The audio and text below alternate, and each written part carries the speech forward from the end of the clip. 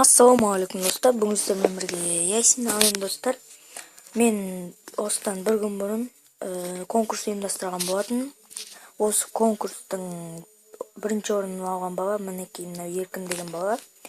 Енді мен бұған 300 алмаз жібердім. Достар, енді келесі конкурс көп уақыт шықпайтын болады. Мінекей өздеріңіз сенбесеңіздер, мынау перепискамызды оқып алсаңыздар болады, оқып отырсаңыздар. Мінекей мен суретке түсіріп алғам. Мінекей достар, осы балаға 300 алмазын жібердім.